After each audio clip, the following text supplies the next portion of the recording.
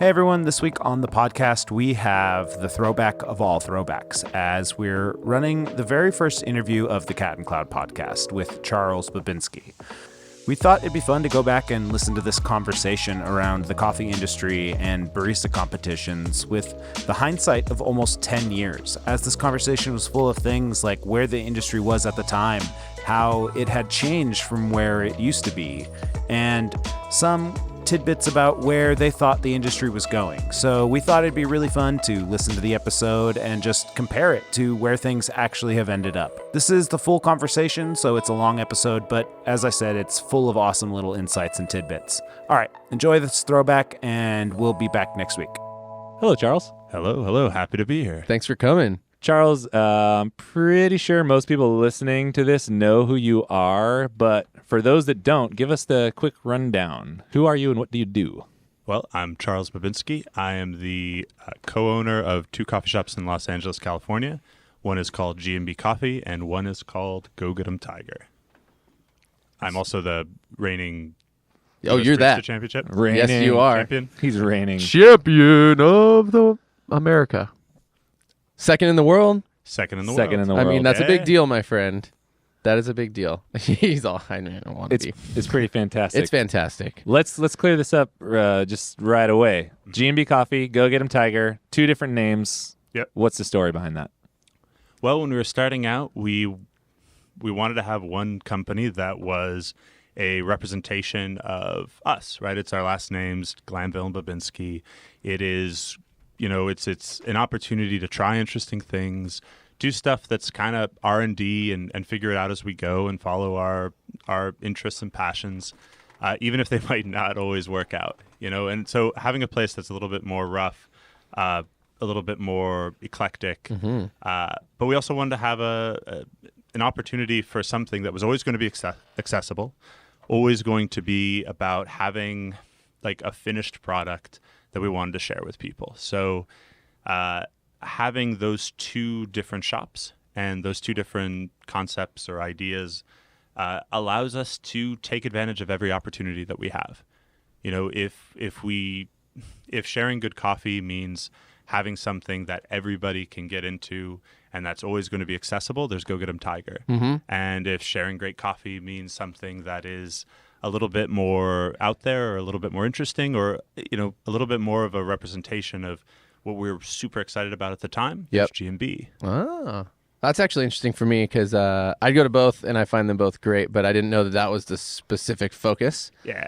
So that's cool. Awesome. Yeah, and we'll see how things go over time. I mean, Right. it's been an evolution, and we're about to open up a second Go Get 'em Tiger probably later this year. Congratulations. And I think that will have a big impact as well Yeah. on like what it means, what a Go Get 'em Tiger is versus a G&B. And yeah. we've talked in the past about like having G&B be kind of like a mile marker in our evolution of what we think. So maybe the next G&B comes in 3-4 years and it's something completely different than the G&B that we have right now. Okay. So two brand interpretations. Yeah. Rad. That's awesome. Who is Kyle Glanville? Kyle Glanville. Let's talk about Kyle for a second. Kyle Glanville is a great guy, a very like an incredibly capable barista and just like coffee. What would be the word? Like he's the empire builder, right? He's the guy who is. He was at Intelligentsia before, which is where I met him, and he was one of the bigger forces behind Intelligentsia in Los Angeles. And one of the big forces behind those shops, the Silver Lake, the Venice, and the Pasadena shops. Yeah. And Kyle, as a person, is very opinionated. He is very passionate, but he's, I think, for somebody who's as opinionated, he's incredibly patient and thoughtful about how everything gets executed.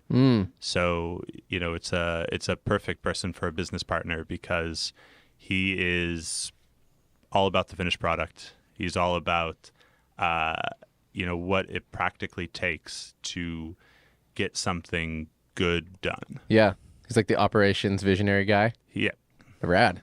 So it's a good team partnership. So Would you like so how your roles play out, right? So he's the empire builder, Yeah. visionary, operations guy, right? Well, and then you kind of play. What part do you play? So Kyle is the designing, opening up coffee shops. Gotcha. A lot of the operational stuff. I'm the coffee, the training, the service, the menu, everything like that. The turmeric. The turmeric, yeah. You create drinks. Yeah, that's part of it. Patrick Milroy, who's sitting in, who again, What's turmeric? what's turmeric? It's an anti-inflammatory. It's healthy. Yeah, bro. Yeah. No, but I mean, what does that have to do with coffee? Oh yeah. Well, we'll get there. I mean, we're here now, I guess.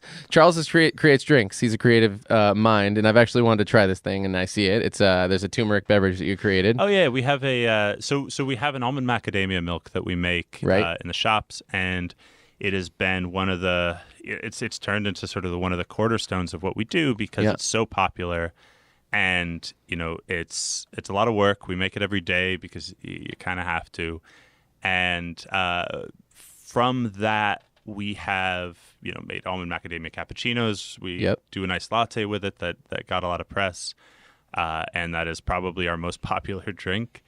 And about 4 or 5 months ago, I was looking out for trying to think of other drinks to make with it, so that we could take advantage of the fact that we have this this incredible thing. And there is a style of drink that goes by a few different names. It's been around among like health foodie people. Yep. Turmeric tea, golden milk. Basically, it's turmeric, ginger, spices, and usually a nut milk. Okay. And so we started putting a drink on the menu that doesn't really have an exact name right now, because you can call it like the turmeric tonic, but that means one thing. You can call it turmeric tea, but that implies another thing. You could say turmeric latte, but there's no coffee in it. Right. If you call it golden milk, that kind of makes sense, but it's kind of weird. So Like golden seal or yeah. How do you order it if you're a human? Just the turmeric thing, some people say. Some people Gotcha. just refer to it as Toomey. Or the turmeric situation. It's on the menu as turmeric almond macadamia tea. I would probably call it the situation. The situation. I want that turmeric I situation. literally just picture somebody saying, to me. To me. It's super weird. When did G&B open? When did you go get him Tiger open? G&B opened about 2 years ago, a couple of weeks ago. As of a Nice. couple of weeks, it was 2 years old. Okay. So late May. And Go Get 'Em Tiger is about to hit its 2-year anniversary in a little over a week. So they opened fairly close together. Yeah, within like 3.5 weeks. How was was that? a hell of a month. Yeah, I bet. That was a hell of a year. Yeah, that first year was insane, and it it was never planned to go like that. Like we had every intention of having it be a stepped thing, but one thing happened quicker than we thought, and one thing happened a little bit slower than we thought, and they ended up happening right about the same time. Yep. But it's like rip the Band-Aid off, get it worked. over. Like Talk about, this is crazy for me to think about, but talk about just getting it done. So you and Kyle were working for Intelligentsia in Los Angeles, and then you're going to do this new thing, and you didn't have a proper shop right away. You guys were operating out of Squirrel Kitchen. Yeah. Talk about that transition a little bit. Yeah. Well, I mean, it was I don't think there is any way that we could have properly conceptualized what it meant to start a business until we had done it. And, what our ideas were evolved quite a bit over time. Like we left and weren't 100% sure what we were, what the first thing was going to be. And we ended up having this opportunity to do a pop-up in Squirrel, which was opening. And that lasted for 7 months. And through that, we were able to work out, these 2 leases. And, Kyle had experience opening up coffee shops with Intelligentsia, so that helped quite a bit. Yep. And Go Get 'Em Tiger, was a proper build out. Yep. G&B in Grand Central Park, I mean, we just went in. We couldn't be. We took over a lease, right? We couldn't be shut down for too long, or we would have to go through the city again, right? Oh. So we were down for or that space was down for I think 8 days. Holy No way. In which case, in which time we went in, we tore down what we could tear down, built what we could build. We did it with like $7,000. Yeah. Threw all the equipment in and just started serving people. So it was That's amazing. It was just kind of like a mad fevered rush to get open. Right.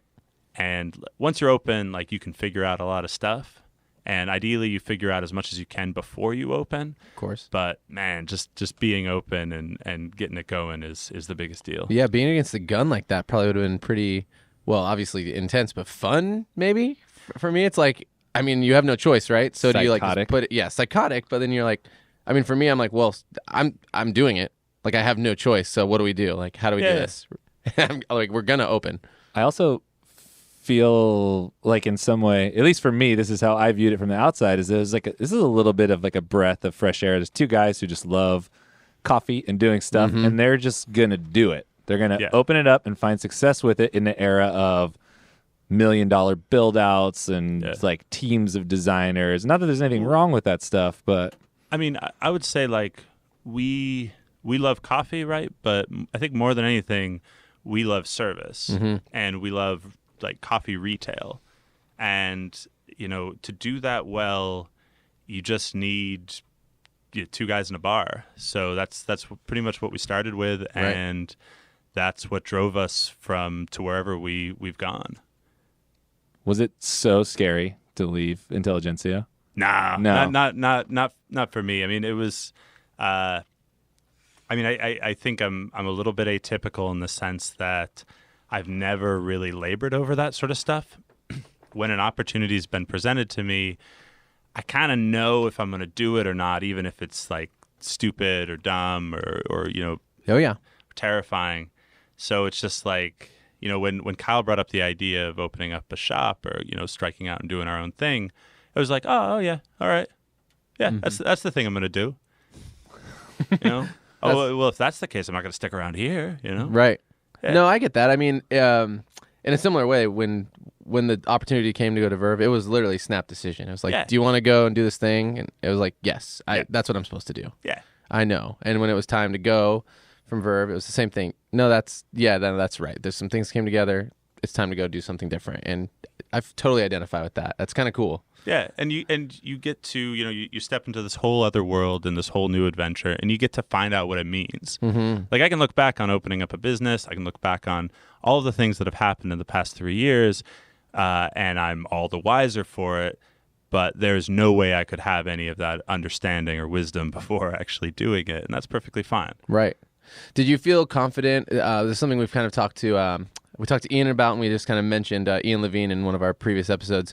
We talked about people not giving themselves enough credit. Like, for instance, you were like, I'm going to go do this and I'm going to learn and I'm going to accomplish, right? At least that was, I assume, I feel like that's what you were talking about. And I feel like a lot of people in our industry have been afraid or made to believe that for whatever reason, they can't. Yeah. You just can't do it. And the reality is, everybody who once started a business didn't know anything, and they just said, well, I'm going to start a business. Or they knew some things, but, they didn't know at all as much as they could have known. Yeah. And starting a business is the best way to learn because when it's your business, you have no other option but to learn. Right. And, you just have to do it the best that you can. Yeah. So would you, essentially say to other people listening, you are good enough, you're smart enough, and doggone it, people like you. Yeah, definitely. And if you're talking about coffee retail, like it's just a matter of being like nice to people and being there. And like coffee retail is one of the great things where if you're willing to work 16 hours a day, 7 days a week, serving people coffee and, being patient and kind and nice, it'll work out. And, I think some of the fact that I wasn't scared or I had some confidence that it was going to work is because I knew that to some degree. Yeah. You guys at both shops have pretty great employees. Yeah. How do you go about finding them, or do they find you? And what's the process there? This is something that we've talked about a lot. We've thought about a lot. I think we do spend a lot of time and a lot of energy and a lot of focus on hiring. and just making sure that we hire well. But from previous experience and just intuition, I mean, I feel like it's one of those things where if things are going good things keep going. And as long as you can keep the sort of rotten eggs or the bad apples out of the shops, then things will keep going well. Like if you've got a place, like if you have a coffee shop where everybody is engaged, everybody's treating each other with respect, it's got that hum to it. People walk in, good people walk in, and they say, I could totally work here. Yep. And then those people show up to interview, and you're like, oh my God, you're an amazing person. You should work here. And it perpetuates it. Yeah. When it's a coffee shop full of people being disparaging or mean or like sort of kicking each other's shins, the people who walk in and are like, oh, I could work here, are people who are like that. And it perpetuates it. Do you vet all of those people yourself still at this point? Like, Yeah. you meet all the hires one-on-one, and they know Charles and they know Kyle probably before they get a job. Oh, yeah, definitely. We interview everybody. Nice. Wise. Got to get the culture fits. Yeah. It's important. Yeah. That's awesome. So, okay, let's step not necessarily away from coffee per se, but you won USBC, you went to WBC in Seattle, but like what's in Charles' life like? Like what's the life outside of maybe G&B and things? I mean, you've got a lot going on. Yeah, there hasn't been a whole lot of life outside of G&B and things up until recently. But I literally a week ago got married. Yeah. Which was I'm talking about. Ding, ding. absolutely amazing. Yep.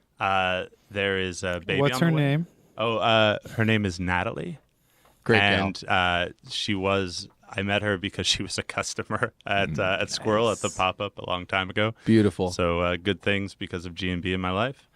And we have a baby on the way, so that will be coming later this year.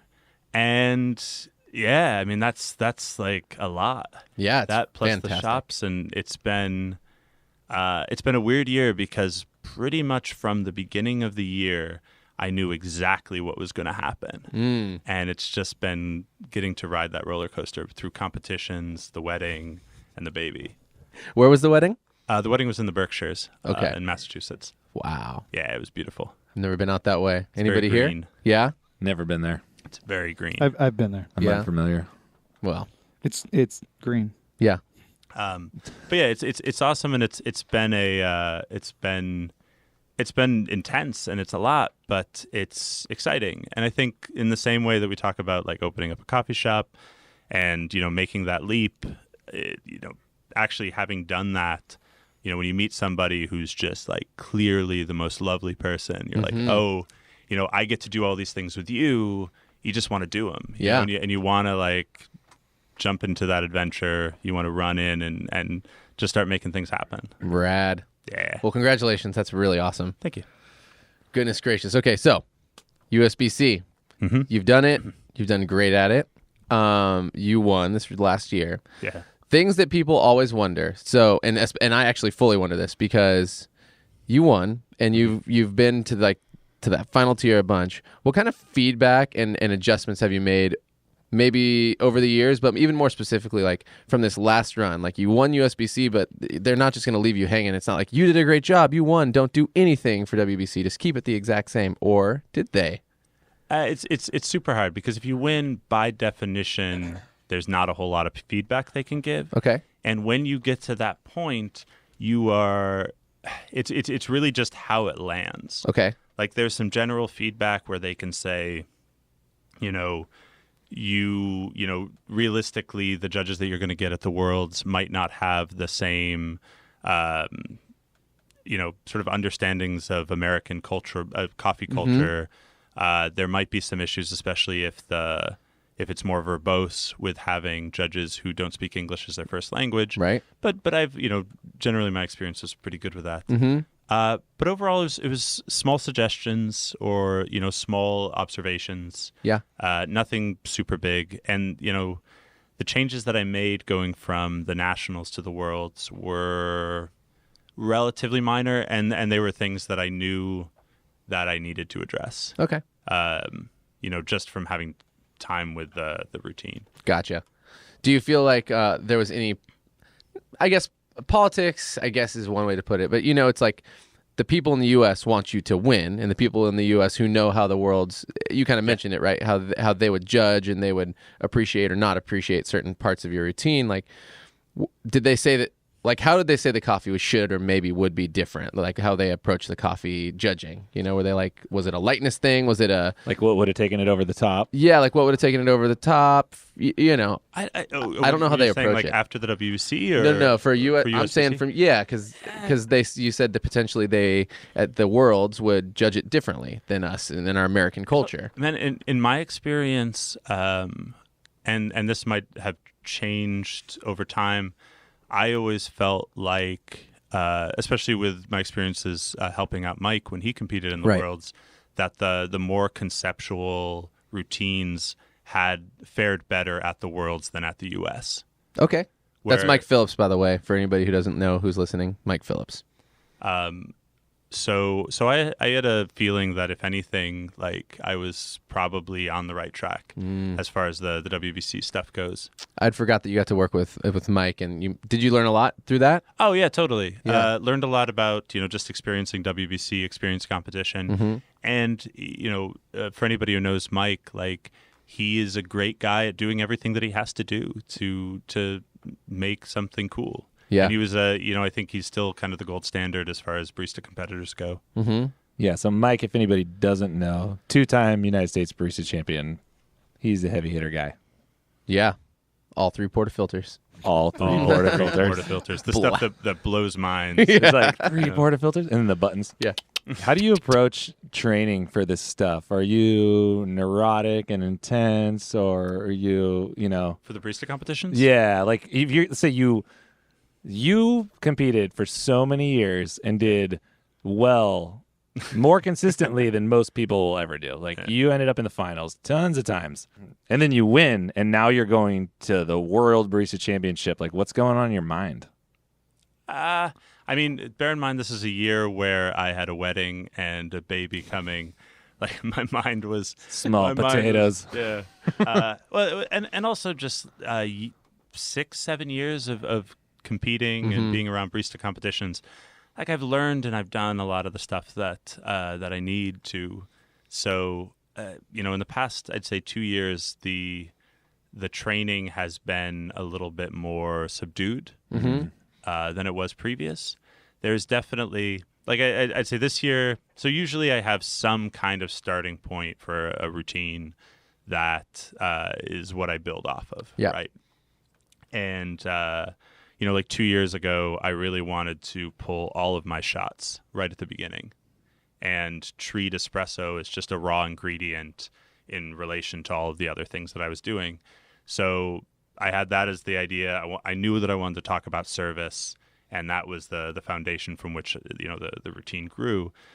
This year I had, I guess to give a little bit of background, and I'm sure you've experienced this, Chris, as well. Like when you compete in the USBC and you do something, say you want to bring like service in. You're like, I'm a barista. Let's talk about service. Let's bring this to the competition.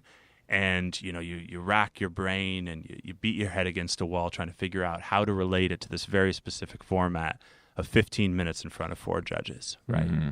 And you do it.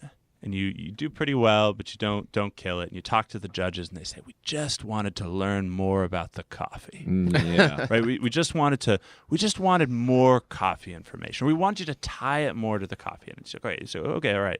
So then you look at the barista competitors out there who do that, right? Who have the success, and you hear what they're saying. And what they're saying is, this coffee was grown at a high elevation. It's these amazing varieties, and there's this diurnal temperature variation where it's really hot during the day and then cool at the night. It's all the stuff that you should already know, right? It's like, this is specialty coffee. This is good coffee. Yeah. If you were to have delicious coffee that did not have these things happen, that would be news. Right. Yeah. Right? Totally. And it's sort of like, so after years of kind of going through that cycle, I was like, you're like, fine. All right. So I wanted to have a routine this year that was, and I knew this pretty early on, where I gave all of the rote coffee information up front in the most rote way possible, and then basically turned it by saying that I've just pretty much described all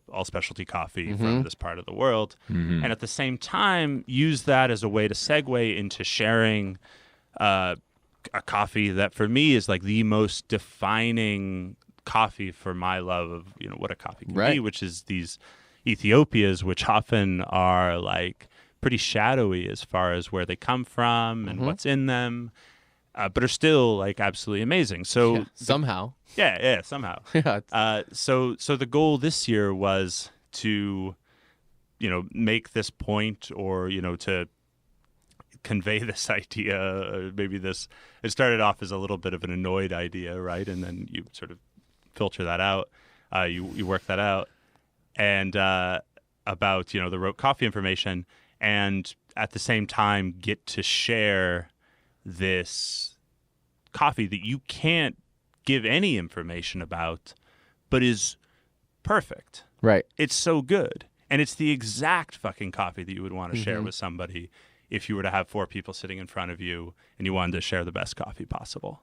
I mean, you deserve, honestly, Chris and I were standing there at USBC for your first go. And, we had watched you over the years and you were always good, like really, really good. But this was like, exactly to your point, you deserve praise and applause because you did it epically. We know the score sheets, right? We're sitting there and we're going like check, check, check. But thank God he's saying something genuine and authentic with a point that's not just like, whatever, this box is done, this box is done, this box is done. And I have a point because whatever, I went to the farm and the farm came to me, and then, it's just like, I processed it. Yeah. I processed it myself. And it's just like all the things that happen every year. And all that stuff is great. It's great and right? fine. But if you're and this we is know maybe, you though. Maybe this is a higher aggravation. It's a barista competition. Right. Like it's a competition for baristas. And we're all baristas, whether or not we've ever been to a farm or processed coffee ourselves. Right. And there are qualities about what it means to be a barista that we would very much like to share in the barista competition. Yep. And you can't. No, you almost have never to can. work so hard to figure it out, and that's been the year in year out, the fight. It's such a thing, and I, excuse me, I remember when we watched Charles in his finals, the last round. You were so good. You were so angry almost. I was like, it was awesome. What is up with Charles? Because when I watch you, I always see someone who's like really professional, intelligent, calm, cool, and collected, and you were still together, and I was like, Charles got sparked. There's like something going on, like it was passion in the back of his mind, and you were fired up, and I was just so pumped on it, and I'm like, yeah, dude. Well, just like, listen to me. These are my ideas. You need to respect this right now. Well, okay. On the, you do the competitions, and you're up there trying to get points. You invariably say some stuff that you do not care about, right? Right. Of course. Like you give some kind of information because you think that that's the information that they want to hear. And this year was a lot of fun because I, especially at the Worlds, was able to excise anything that I didn't actually believe in or didn't think should be there. Nice. But, I went into the regionals having this rough idea about what I wanted to do. And realistically, I didn't have a routine until a day before. Nice. 2 days before. Like I had a kind of routine. And we actually, the regionals was about an hour and a half away, 2 hours away. And I went to where the regionals was, and I ended up coming back the day before I competed to do one run through, or 2 run throughs with Percy, who's my coach and has been my coach year in and year out, and then go and compete in the regionals. I think I remember talking to you, and I was just like, man, it was in Palm Springs for everybody who didn't know. It was like 112 degrees. I wore tank tops. It was amazing. Well, there's a water slide there and a lazy river. But I remember that. I remember you saying, yeah, I'm gonna head back and do a couple run throughs, and then I'll be back tomorrow. And I was like, whoa, you're gonna be tired. And you were working too, I feel like. Weren't you also working? Yeah, definitely. Yeah. So it's okay. He smoked you guys by running a shop and practicing twice. He's really good. Well, I mean, no. But hold on. But if what you're doing is you're bringing what you do in the coffee shop. Right. If what you're doing every day is the thing that you bring, Authentic. then you don't have to practice. Or, I mean, maybe you should. Oh, man. No, but you're right. I would have been better off That's if I the had. whole but point, right? That's such a conversation, though. We talk about that all the time. And we talk about espresso specifically. So for you, I'll ask you this. Whatever, you have a score sheet in front of you when you're competing, or, you're training to basically maximize points on this score sheet, theoretically. And then when you're making espresso for that score sheet, is that the exact same way that you would make it in your cafe when you think it's the bomb? Yeah. Yeah. Ding, ding, ding. Freaking have a winner. That's sick. That's the real though, because Chris and I talked about Well, that's the this. ideal. That's the ideal, right? If Is we're that gonna the competition actually reflects what the best people are doing? like for instance, I would assume maybe 50 to 80% of the people in the competition are making coffee differently than they would in their cafes. Huh. Or don't have cafes? Or don't have cafe. Totally. Or are, yes, exactly. Or aren't able to give their exact interpretation of a coffee in their own setting. So Chris and I were talking and we were like, okay, so is the best coffee style as far as extraction and everything the best coffee in competition, or are we pushing something different? I.e., like if you're making the same coffee in your shop and you're making it in competition and you're winning, that's what we would hope is the truth always for everybody, right? That would be the status quo. So then everybody would try to make coffee in a similar way because that is actually the best coffee. Let's go there what were your espresso specs? They were roughly. Oh God, what was it? It was like 19 in, 50 out. 19 and 50 out. Yeah. At like 27 or like time frame? 27 to 32. 27 to 32. Doing it. Yeah. He's all, I'm writing that down. I am writing this down. Call me a nerd. It's fine. I gotta say, having sort of, the first time I competed was 2008.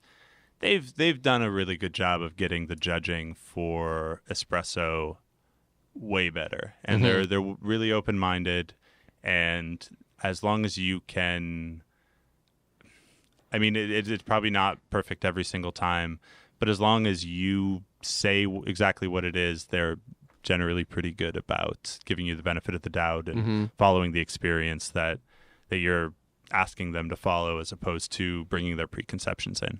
That's right. good. When we talked to Brent Fortune yesterday, he was saying that, sometimes there was a trend to where all these judges had all this information and they were going to keep it and kind of punish baristas because they weren't pulling the right levers or checking off the right boxes. And this is what espresso is. I'll tell you. Yeah. I think they're pretty actually great about it right now. Yeah, it's come a long way, that's for sure. Yeah, definitely. Yeah. That's awesome. You are the man. Let's take it way back. Okay. What is your first memory of Chris Baca? That was left field. I just went for it.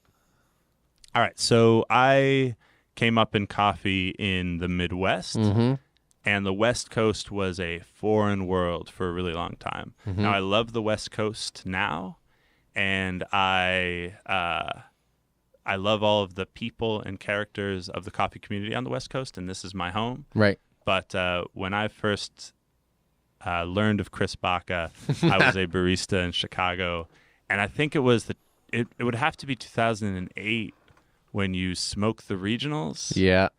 And you did, was it 2 portafilters at a time in one hand with the Amphim? Oh, yeah, Anthem. Yep. Yeah. Click, clack. That thing was bad to the bone. And he was the And first you person to poured pull them both latte. out. Yeah. And set them. And you poured at the judges' table, right? Yeah, but to be fair, I was kind of copying James a little bit.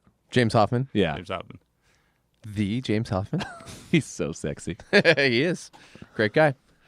But that was the context with which I first heard about you. I can't remember the first time I met you. It would have had to be 2008 at the competitions. Probably. But that was a blur. I remember meeting you for the first time in 2010. I remember meeting you at Anaheim? in Venice at some point, and we talked briefly, and I knew that I was like, oh, that's Charles. He's from Chicago, but he's here now.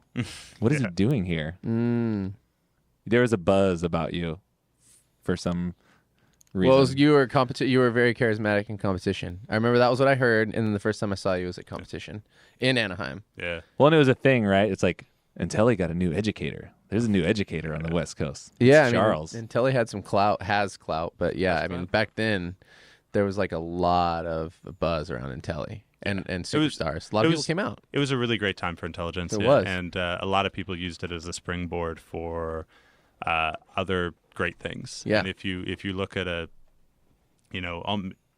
good percentage of the people who are doing interesting things right now, at some point hit intelligentsia during that 5-year period. Mm-hmm. And I think even now they're still a great training ground and a great place to take advantage of the opportunities that a large company can give. Mm-hmm. I definitely owe a lot to them.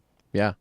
What was I mean, you kind of said like you felt ready, but and I'm not trying to speak like towards Intelli or anything, but what was the thing that you're like, I think I want to open up my own business someday? Or was it that thing where Kyle was like, should we do this? And you're like, yeah, it sounds right. Yeah. It wasn't that I think I should open up my own business. It's that when the opportunity came up, that's what I was going to do. Gotcha. That was the step. So up until that point, you were just having a good time, making coffee, educating people, and just enjoying life. Yeah. In the company. That's awesome. Well, I mean, I started in Chicago as a barista, became an educator, got to have a really great experience at the Millennium Park Shop in Chicago, which is a really amazing coffee shop. I've been there. Yeah. And just kind of, was able to, when you, a shop kind of ride with myself and the manager, Amy Lawler, sort of turned the coffee shop from one that, was sort of clunking along or going along to one that was like humming. Mm-hmm. And I was like, okay, like this is something that I love to be a part of, like the training, the culture, the community.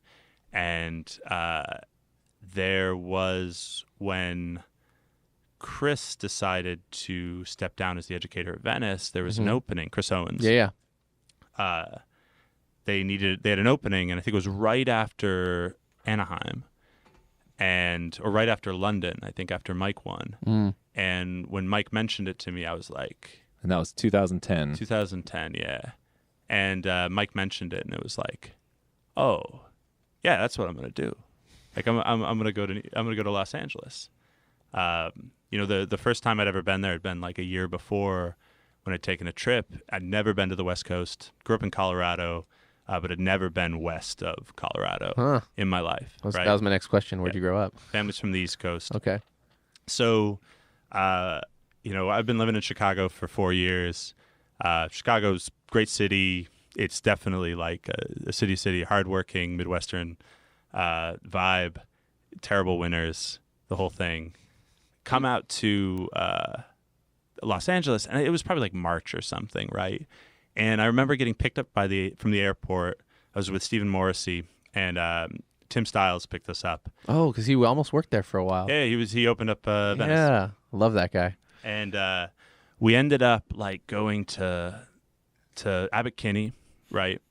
And sitting at a bar, and it was like 4:00 in the afternoon or 3:00 in the afternoon, drinking a beer, and I'm looking around, and there's just all these people just like hanging out, drinking a beer at, early afternoon on a Wednesday. And I had this sort of feeling of like, people live like this every day. People live like this every day, and it's like cool. It's an all right thing. Like this is the place you go, and you can do that. And once you have that in your head, it's hard to get out. So the first chance I got to move to Los Angeles, I was like, oh my God, I have to. And the Venice shop was such a like interesting shop, and the bones of it with the slow bar and all of the machines was so cool that the opportunity to go over there and be the trainer, be the educator, was too good. So I went to Venice. Did that with Melissa. Yep.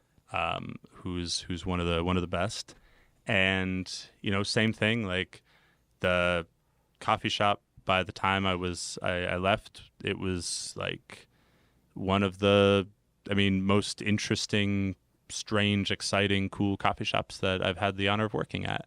Like it was so special and so weird. Like there is still not a coffee shop that operates like Venice. And right. nobody should build another coffee shop that operates like Venice, because like it is. I mean, it's such a beast and it's such a bear to handle. But when it was humming and when it was working, like there's nothing like it. No, it was insane for a while there. Yeah, and you get all the natural light, you get all the like cool, laid back, stoned, Angelinos, drinking cappuccinos, and it was a really special experience. After that, I was the educator for the Silver Lake shop when Devin left. Yep. So Devin Petey. I love that guy. Just dude. shucking oysters, isn't he? He's modeling. Devin's actually doing a bunch of stuff. I think he's photography, music, like music. Yeah, I didn't know that. Though I mean, he's just he's in a great place. I think. Remember when he had a contract out on his hair? Wait, really? He was doing. Yeah, do you remember this? A little bit. True. He was doing. It was when he came to my wedding. He literally couldn't change his hair. He's like, because he was "Oh under man, contract I'm for a sick of modeling my gig." hair." And Jared's like, "Well, just cut it." He's like, "I can't. I did a shoot, and we might do reshoots. So I'm under contract. Can't cut my hair." Do you think he and Ryan Wilbur had a little more sidebarring? But I mean, we have to talk about it. Didn't they have a little band there for a little while? I don't they know lived if they together? had a band. They definitely had a Christmas video. Oh my god! Anybody who is interested in seeing Ryan Wilbur and Devin Petey sing a Christmas song, I think it's on Ryan Wilbur's YouTube. It's got to be. We're gonna dig this up and put the link like That'll be right on the underneath blog. this thing. Yeah. It's one of the greatest things ever. I forget what it's It like. was good. Yeah, Wasn't it a hip hop song? No. I think it was like, "Hey, Devin, do you know what time it is?" "Oh, I do, Ryan. It's Christmas time." Oh And then man, it's like I a stayed on their jingle jangle floor. song. Yeah, That's great. I stayed on their floor right around when they were doing that, and it blew my mind. The whole thing. Third wave of coffee. That's the second time we've talked about Ryan Wilbur and music in our podcast, because Ryan Wilbur secretly was pitching his music to Chris Baca in a car one time. He came up yesterday. It was fantastic. Ryan Wilbur, Yeah. came up, not Like, literally. what but kind of music? Oh, it was just like old school, kind of like maybe like pre-Fallout Boy, whatever you call that stuff. Emo. It was like, yeah, it was after emo. Because when I think of emo, I think of like the Get Up Kids or and it Bright was, Eyes. yeah, something like that. And this is like post emo, not hardcore. I don't know what I'm saying. Could you give us a jingle? It was good. It's what people under 30 refer to as emo, Exactly. I think. Correct. What kind of advice would you give for youngins coming up in the coffee game in this day and age? 'Cause it's quite a bit different than it used to be. Yeah, definitely. Know the business you're getting into. I think a lot of people have a skewed idea of what it is to be a barista. And I mean, if you want to be a barista, you should be a barista. If you want to be a coffee buyer or a coffee roaster, I don't think you necessarily have to be a barista anymore. There's a lot of different ways to go around that. Mm-hmm. And, certainly if you don't want to be serving people, then you shouldn't be. One of the trends that I've seen, or one of the things I've seen in, the past 5 years, is just that that is not the best path for people who want to be roasters, to try to come up through the coffee shops. Whereas, when I first started, that was how you got in. Mm-hmm.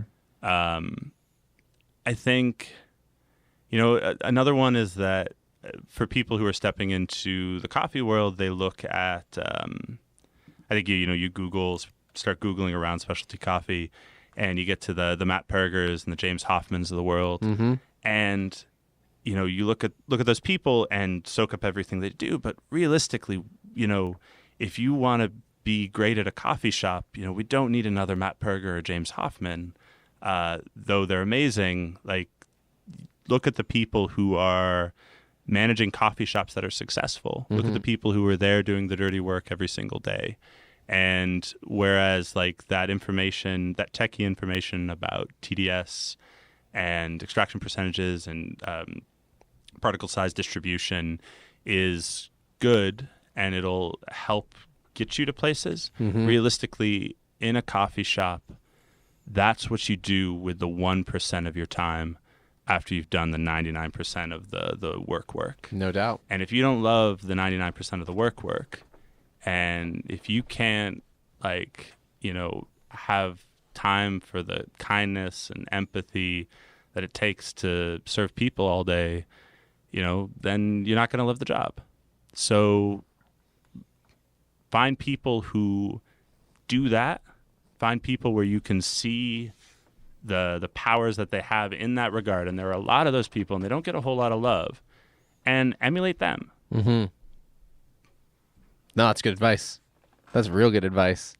It kind of follows up with, and you might have already spoke on it, so you can literally say, I kind of, that's what I'm getting at. But what's the thing in coffee that gets pitched around to everybody in the world that's not a truth, but it's the thing that everybody's buying into? Is that happening right now, or are we kind of getting past it because of the internet and because the right people saying the right things?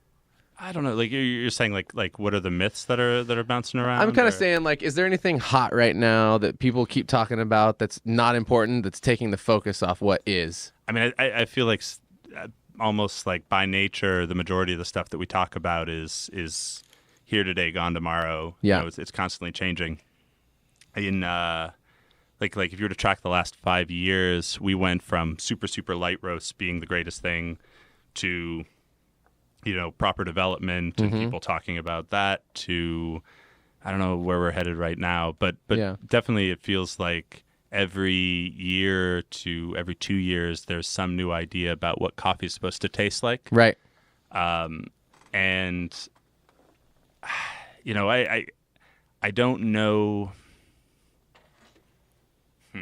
And there's a lot of concepts about what a coffee shop is supposed to look like. Oh, geez. That's like a whole other, animal. That's a whole other thing.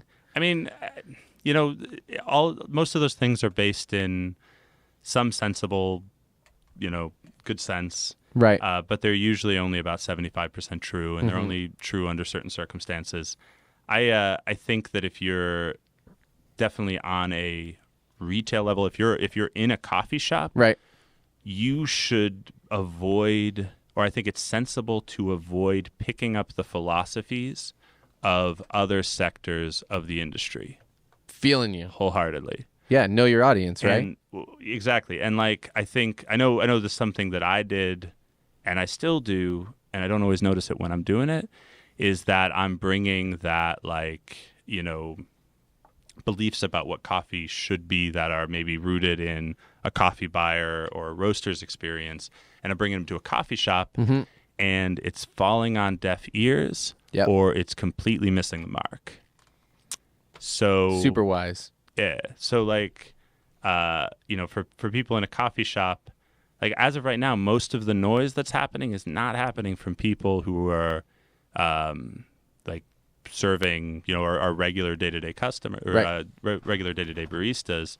So I think if anything, like if you're a barista, most of the noise is not meant for you. Yep. But there is a lot of noise in the coffee shop that's worth listening to. And there's a lot of things that you can glean from, talking to people who are tuned into that actually, might matter. And it's not to say that and, all that stuff, the progressive ideas and, the new technology doesn't matter. It totally does. Oh, yeah. But it's easy to get sidetracked. So will you model your next cafes in a way, shape, or form to the neighborhood that you're in? Which actually, I kind of, now that I'm saying that, I'm like, you guys actually have a model that works, and I don't think that's going to be a thing.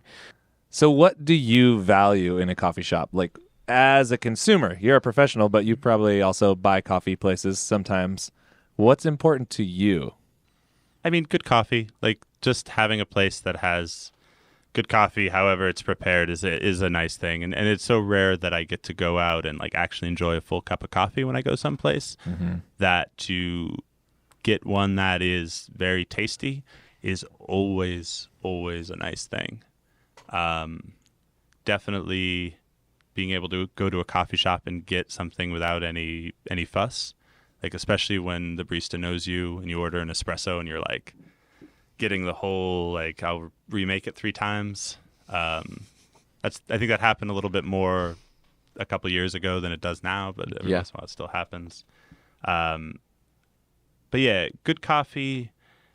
As far as the experience goes, I mean, honestly, the coffee doesn't even, if you're talking about espresso, the coffee doesn't even have to be that good. Like a reasonable cappuccino is a reasonable cappuccino.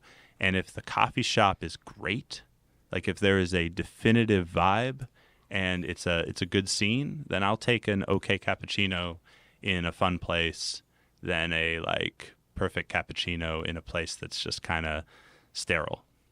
Right. So what was take us back to the first time Charles Babinski had a coffee that blew his mind and that made him go, this is a thing. Oh yeah. I'm going there. So first coffee I had that was absolutely amazing was I lived in New York when I was 19, 20. I moved to New York and I got my first coffee job just kind of as a I need a job sort of thing. And I've been a cook for a while before that. So I thought like I was thinking I can come in, I'll know how to do this. It'll be super easy. I got a job at a coffee shop on the Upper East Side, and it was just so hard, like incredibly hard. Like I've been a cook, and when you're a cook, you never have to be nice to anybody, and you never have to really even talk to anybody if you don't have to, it's rare that you find yourself in an actual customer service situation when you're back of house. And being a barista was, surprisingly hard. And I could do the physical things of making coffee, and I figured that stuff out pretty quickly. But, little by little, like I picked up the customer service stuff, and it was terrible, like horrendously terrible to start. Like I think like my first day, I couldn't even speak at an audible level. I'd be like, hey, what do you want? Classic. Yeah. But, little by little, I got more into it. I got better at it. And I started looking for good coffee in New York, or like what was the best coffee in New York. And this is like 2004, 2005. And the best coffee in New York in 2005 was 9th Street Espresso. And this is the original 9th Street at 9th and C before they remodeled it. So it was a little bit of a shithole in like the most charming way. Yeah.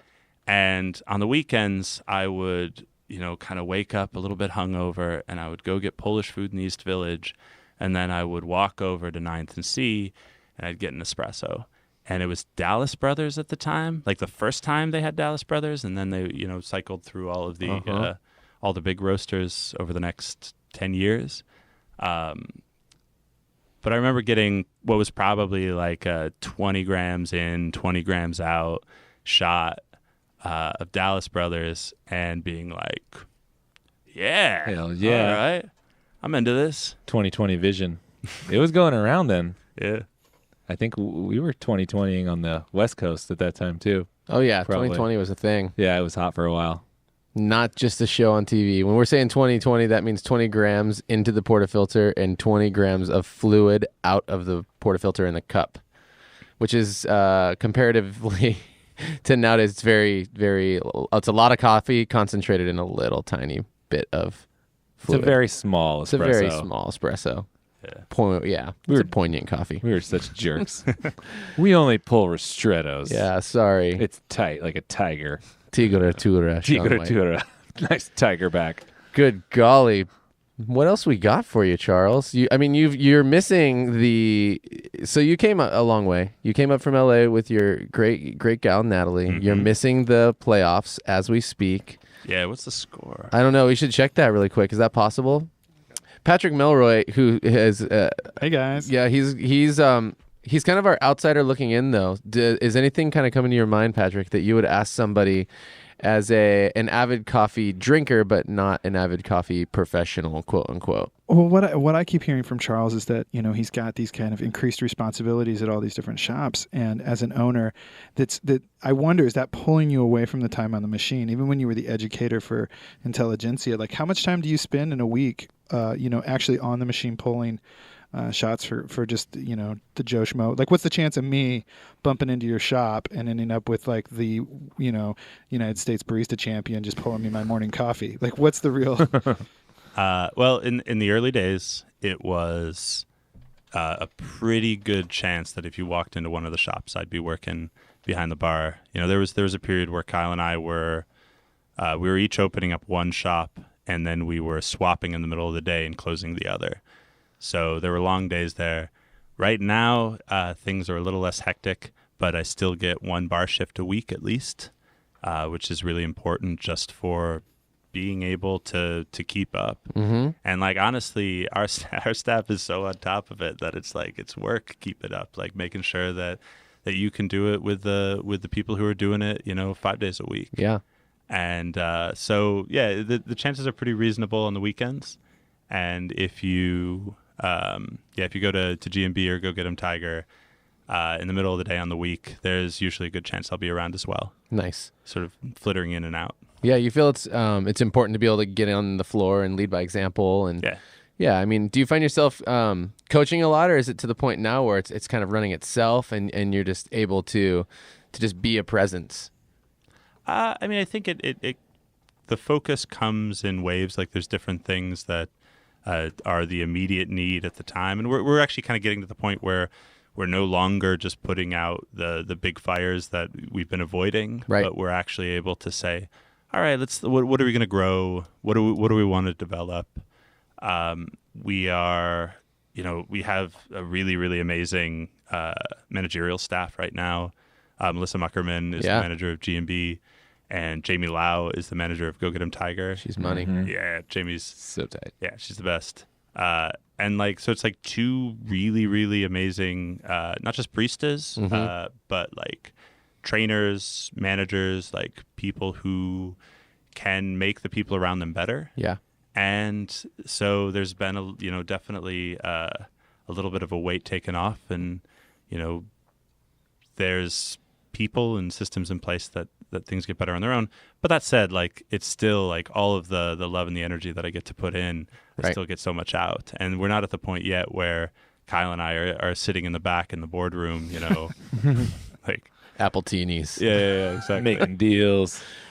The National Basketball Association reports with 4 minutes and 19 seconds left in the third quarter that the Golden State Warriors lead the Cleveland Cavaliers by 8 points, 63 to 55. Okay. Woo. This could Warriors. be it. All right. Still plenty of time.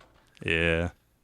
I want to talk about espresso more. Okay. So you at G&B and Go Get 'em are known for you, and correct me if I'm wrong because I might not have this whole thing dialed in, but you pre-weigh all of your doses into the portafilter.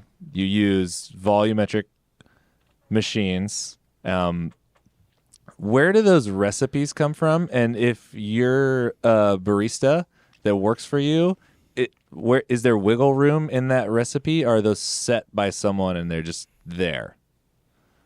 All right. So yeah, you've got the general gist right, and the idea is that we control the recipe. Right. Right. We know exactly how much coffee goes in. We know roughly how much coffee is going out. Mm-hmm. And we, set the grind so that it comes out in enough time to properly extract the coffee. Mm-hmm. And with each one of these variables, there is a standard, or sort of there is a small wiggle room based off of just a sensible understanding of why you need that to be the way it is, right? So it is, if you say dose, for example, right? Like, you can think of dose as a number, but dose is a amount of coffee interacting with a certain amount of space. So if you have a 17-gram basket and, sort of medium, what would be a lighter espresso roast, your dose is pretty much set for you. You've got the range of doses that are going to work, and you're not going to get away with pulling a 12-gram shot, right? Right. Or, 12-gram dose. You're not going to be able to fit, 21 grams in there without messing up the extraction. So, you're going to be doing 19 grams. And if somebody comes in and is like, well, I want to put in 21 grams because I want to get more, more coffee in there and more coffee flavor and make it stronger. It's like, well, it doesn't really work that way, right? So there is a range for dose, but it's not like humongous. And if anybody were to step outside of that range, they would have to back it up with something that was pretty tasty. Right. So we're talking tenths of a gram. Yeah. I mean, we have a tenth of a gram threshold is what we're looking for as far as consistency goes. Right. And generally within a gram window. Okay. But Yeah, I mean, if you want to, if you wanted to pull like a 17.5 gram shot, there would have to be some compelling reason, as opposed to like 18 or 18 and a half. There'd have to be some compelling reason to go in that direction. And at our shops, I've worked in shops where every single time somebody gets behind the bar, every single time somebody gets behind the bar, they get to change the whole recipe, the dial in, to represent. That's what I was thinking about. To represent their like interpretation, specific expression of what a coffee should be. Right. The dial in, which is like, I mean, it's really terrible. And like what happens is you see somebody, like the coffee tastes good, and I remember there was one person at a coffee shop that would, whenever he would come on, he would immediately up the temperature, up the dose, and coarsen the grind. He's all, that's what I do. And that's the way it rolls. That's who I am. That's funny. I've experienced that. Yeah, quite a bit. But that's what happens when every single person is supposed to, is in charge of their own dial in and has to find their own specific expression of who they are as a coffee professional through their espresso. But at the shops, everybody's responsible for the recipe. Right. Like everybody who's on the bar is responsible for the recipe. And if I'm on bar and I step away, I turn to the person next to me and I go, oh yeah, we're 18.5 grams in. Right. And it's 43 grams out, and I'm shooting for 28 seconds. And that's written on the hopper, and they know what's up. Yeah. And step in. They come in, they pull a shot, and it's there. Mm-hmm. In the old school era of like the artisan barista, how fucking mind blowing was it when you just figured that out? Like I remember the first time that we were talking about it, I'm like, if Jared's making coffee and it tastes good, and then you take over the machine from him, there is no dial in. You don't have to dial in. Yeah. You make it the exact same way that he's doing it because he already made it taste awesome. It's there. dialed in. It's dialed in. There is a reason. So there's a reason you use the dose that you use. Right. And it's not about, your specific expression. It's just how much coffee that's going to fit in that portafilter. And there's a reason that you pull shots to the length that you do. Right. Because you want to get the concentration that, I mean, realistically, the shop has kind of dialed themselves into. This is how they experience coffee. And you need to have all of that happen in a time to properly extract the coffee so that it doesn't taste unbalanced. Right. Well, and even beyond that, so it's important for your customer base as well, because if that other person steps out and for one reason or the other, either that person makes the coffee that everybody loves and everybody else doesn't, or the other way around, you're screwing up your whole customer base's perception of your company. Yeah, totally. Or even worse, like a new person comes on and a customer is told, hold on, I got to dial in. Oh my gosh. I'm going to dial It's going to take 10 to 15. Oh, an espresso? Yeah, you can have one, but it'll be like 15 minutes. And I'm going to be dialed in pretty soon. It's so nice when there's just like a common language. We were texting this morning. You and I? Yeah. Jared and I were texting. I was at State Street and he was at Anacapa. I don't even know why I bothered texting you. I'm like, what are your specs? Because we always, cool, they're the same as mine. Sweet. Usually are. That sounds good to me. But no, that's actually what I was going to ask Charles. Do you find, you spoke of a medium to light roasted espresso, and do you find that there is generally a window that all of these coffees very, very closely fall into when it comes to an extraction, dose in, dose out? Do you find that like you've kind of got a sweet spot at this point, coffee well enough that they're all going to be right around here, or does it change fairly dramatically? Well, yeah, I would say there are certainly circumstances where you will need to change the recipe substantially for a coffee, whether or not it's espresso or filter coffee. And more often than not, it's caused by a major change in the coffee itself. Mm-hmm.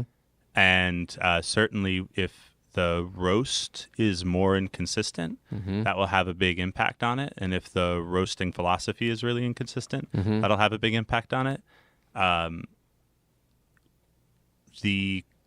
We do a lot of work just vetting our coffees to make sure that they fit within our concept of, this being a coffee that we want to share. Yeah. And they all kind of end up being very similar in how they need to be extracted and how they need to be brewed. I mean, I'm not too dogmatic about it, right? Because I can go to a place and I can get a shot, and it's even if I don't love it, it's like if the space is great and the person was thoughtful about it, it's like cool, thank you, right? But for us, we definitely end up around the same recipe for everything. Are you a believer in?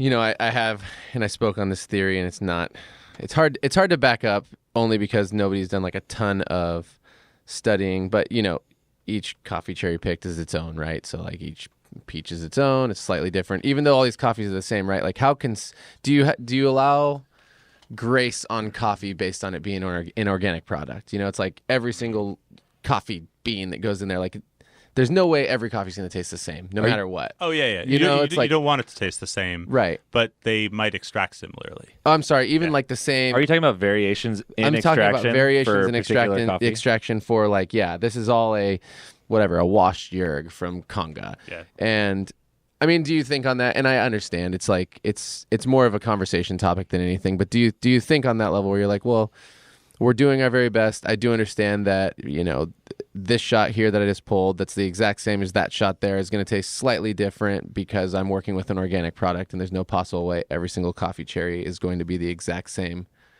coffee cherry with that taste. Oh. You're saying within a specific coffee? Yeah. I mean, that was like my whole pitch on that when I did well in the barista competitions in 2012. That was my whole theory behind it. It was like, for me, it was more of just like a mental struggle. Like I didn't have enough evidence to back it up, but I could go in there and I could pull these coffees, right? And the judges would ask me, or theoretically, if you wanted to score well, right, you'd say it tastes like this, this, and this. And like maybe 80% of the time it would taste like this, this, and this. But then that other 20%, there'd be like these couple other things coming in that were there and really exciting and interesting. Yep. But you can't explain it in any other way. Yeah. But this is the cool thing about the real world, right? We don't have to give flavor descriptors. That's also true. I guess this is coffee nerd talk. It's great. Yeah. But there's definitely variance. But when you're talking about the variance of the quality of the product, barring presence of defect, right? I think it's pretty consistent. Yeah. And even with a coffee that has a little bit of volatility, if you're getting a good extraction, right, it should be pretty solid. Right. And pretty consistent. Yeah. Cool. Nice. I just want to ask more nerdy questions. Yeah. Then we can edit them out or not. You mentioned 17-gram baskets. Do you guys pull in 17-gram baskets? Yeah, 17-gram. As opposed to the bigger, is that a bed depth thing, or is that just, or do you not think about it? It's what we settled on. Okay. And I think it has a lot to do with the fact that we like those slightly, what would be longer, though that doesn't have as much meaning as it did maybe a while ago. But we like those, slightly lower concentration shots, mm-hmm. and it's easier to get a shot that is like that and will work with a 2-shot latte mm-hmm. and a 2-shot cappuccino mm-hmm. when you're doing a 17-gram basket. Right. And if we were doing like a 20-gram basket or a 21-gram basket or whatever, and shots that were like 23 grams in, you're looking at 60 grams out or more, and it would be it could be unbalanced or intense. Yeah, it'd be gnarly and a big. What would you say your average yield is on an espresso that you're going to put in a milk drink? Or it's 38 to 48. 38 to 48 is the general range, and I think depending on the season, the shops will kind of veer towards one side or the other, mm-hmm. But it's always generally within that range. And then to ask the maybe the trickier question, that 38 to 48 is quite a bit different than the 60 out you were talking about in competition. And is that just... Or 50. 50. Yep. Okay. Oh, it's 50. Yeah. Yep. Oh, yeah, you're close. Never mind. That's my bad. You're all, I was going to get you. I was going to get you. No, this is so interesting. And then we by the way, and sort of going with that, there was a period where we used the EK for our espresso at G&B. Right. And I was like, okay, this is great. We're going to, pull every shot on the EK. Mm-hmm. And, the shots were like 20 grams in, 60 grams out. Right? Yeah. 65 grams out. And they were delicious. Mm-hmm. And the people who got espressos we're into it, right? It's a little bit more than people are expecting, right? But that's a small hump to get over. But the people who got lattes hated us. And the people who got iced lattes were like, this is disgusting. Right. Because they were getting an iced cappuccino, right, but like a really big one. Yeah. And they weren't used to it. Yeah. Concentration of flavor is probably. Yeah. And the balance was completely, not what people expected. It tasted too much like coffee? Yeah, it tasted too much like coffee. It just didn't jive with their expectations. Okay. And I mean, I think it's worth noting, like, we sell a lot of coffee. We go through so much milk. Right. Yep. Like the lattes are, they are the economic backbone of a coffee shop. I think I've said that at a competition at some point, but they're the economic backbone of what we do. And the latte should taste delicious, because if the latte doesn't taste delicious, then you're not going to have people. You don't have a coming. business. You don't have a business. And I feel like it's maybe less, and maybe, I don't know if you feel this way too, it's maybe less about the volume of coffee from the EK shot in the iced latte, but also some of the flavors that an extraction like that accentuates. Because you could have a similar coffee volume with, like, say, you did like a quad shot latte, pulled more traditionally, might taste more balanced than like a huge right. It's definitely EK different. slammer. And there's always ways around it, right? Like, you could do single shots, right? But then you're getting to this point where you're rearranging everything that you do, and it's getting complicated. Yeah, maybe it's worth it, maybe it's not. Yeah. There's definitely, I think there's with any good quality grinder, you should be able to make a good product, but at a certain point you got to build from the ground up and re-envision everything. This is awesome. Talking to coffee nerds. You gonna do it, or Charles? Get ready for the lightning round. We're gonna do every other one. So you can start, or I can start. I'll start. All right. Question number 1: Full House or Growing Pains? Oof, neither. They're both terrible. Ooh, sorry. Matt Perger or Ben Kaminsky? Oh man. I love them both, but I gotta go Ben. Just because he's West Coast. West Side homie. Favorite winning USB-C performance you've seen? Oh, I gotta say, Mike Phillips 2010. Nice. Was it just felt like he was bringing it. It was good. He only crushed me by like 40 points. It was totally chill. Is that a lot? It's a lot. It's a lot. It maybe for was, the finals round. It was maybe 70. Fiercest barista competitor. Looking right at him. Oh, that's my boy. That's me, for the record. Oh, is it a boy or girl? I don't know yet. Oh, you wouldn't go there. Chicken, beef, or fish? Who wrote that? Beef. Nice.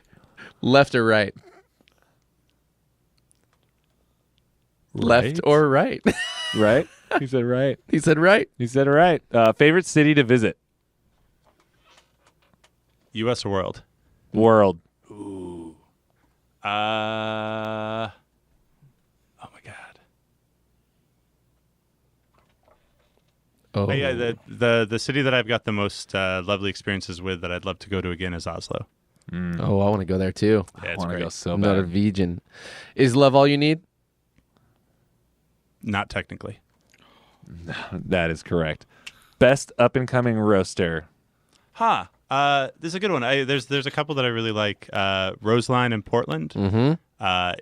Marty's doing really great stuff, and Mountain Air in Asheville, North Carolina. Like, both are small roasters, at least as I'm aware, doing really good stuff. And I've seen like a progression with both of them that they keep getting better, which is what really matters. Nice. And we didn't actually mention this, but did you share whose coffees you used, who roasted the coffees for USB-C and Worlds? Were they the same, different? They were pretty similar. Actually, I had the two different coffees. One, which was a Honduras from Santa Barbara, from a farm called Ocotillo, which is like Santa Barbara Hondurases are some of the like most special, interesting, like exciting coffees out there.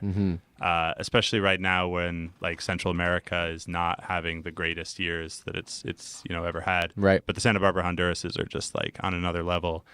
And that coffee, so I got the Santa Barbara, the Ocotillo for the regionals, and it was the early harvest from 49th Parallel. Gotcha. And at the Nationals, I used the late harvest. And maybe like a week after the Nationals, I sent an email to Vince at 49th, which is 49th's one of my favorite roasters on earth, and they're a really lovely company. Vancouver, Canada? In Vancouver, Canada. They're a really lovely company, and especially like through our early years of G&B, go get them through the competitions. Like they've been incredibly supportive. Awesome. And have been just like a joy to work with. But I sent an email to Vince, and I was like, hey, is there any chance, I know that they're harvesting in Honduras right now. Is there any chance like you can maybe like work out getting the fresh crop? And I got an email back from Laura, their coffee buyer, that was like, I was expecting this to happen. and Ben Hameen and Nadi in Santa Barbara were like, absolutely, hell yeah. And they made it happen. And so there was a fresh crop Ocotillo at the Worlds, and roasted by 49th. And it was like one of those shots, like I had one of the shots in practice that was like one of the shots that I just dream about afterwards. Man. It was so special. I got to tell you, Ben Hameen was like so emotional and awesome and stoked on you that weekend. He was like, after you had competed and we were on the trade show floor, and he's just such a great guy, right? We have like this history. He's been around the Bay Area a lot, and so we've hung out with him. Ben Hameen's a farmer in Honduras, for those who don't know. And he was just, I was just talking to him. He's just like, I'm so proud. And it's like, so much is happening from my farms right now. And he literally was like tearing up, and he couldn't even control it. And he just like gave me a hug, and he's just like, I just hope he just made me so proud. And I was like, oh, Ben Hameen, because he's so real. That guy's, he's amazing. For those who don't know him, he's just a really great guy, and he's genuine. But it was an honor to get to serve that coffee. Yeah. And especially like to serve these 3 harvests of it and have each one be just so good. Man. Yeah, it was great. So that was the first coffee. For the second coffee, for the second coffee, I just needed to have a tasty Ethiopia. Right. And, the whole point was that I was not talking about it beyond what, beyond saying it was an Ethiopia or it was a Yirgacheffe. Mm-hmm. So what I did for the regionals, what I did was the practice round that day, I had 2 coffees that I sort of figured out that were the best Ethiopias, took them from the shelves, and I served one. I did a run through during my practice time, and I served one espresso to 2 judges, and I served the other to the other judges. We tasted them, we TDS'd them after, and the one that tasted better was the one that I served. Nice. For the nationals, in the regionals, that was the Madcap Reco. In the nationals, I ended up using the kind of taking the same thing, though I knew what it was before, the day that I went in. It was like, just pick the best Ethiopia off the shelves. So I went with Hearts Reco, and I ended up using Hearts Reco for the Worlds as well. Awesome. But it was cool to just grab coffee from my shelves, like the shelves at the shop for the World Barista Championship, and just be able to go in with the coffee, not the coffee that like you chose, because it's like your whole routine is based around it, but because you just think it's the best. And like this is a real thing that you can just go in and get. Like a normal human could go to G&B and get that coffee. It's just sitting there. You could buy it. Yeah. Yeah, it's not elusive. That's pretty badass. It's great. That is pretty sick. Nice. Final question of the lightning round. Sadama. That whole thing about baristas staying out of coffee buyers, philosophical arguments, or arguments in general. I'm out. Oh, it's so funny. I'm like, I don't even care, but it's funny. Hey everyone, that's the podcast for the week. Thanks so much for listening. If you heard something that inspired you, let us know, or tell a friend. These are the types of connections that are the most important to us and that we seek to create every day. If there's something you heard and you want to know more about, send us an email to podcast@catandcloud.com or head to our website, catandcloud.com/podcast, and let us know. While you're on our site, check out everything we have to offer. Dive deep into one of our single origin coffees or pick up a little treat for yourself. We have something for everyone, so check it out. Also, find us in the usual places, YouTube, Instagram. We're always there sharing amazing things. All right, that's it. Thanks everyone for being awesome. We'll be back next week.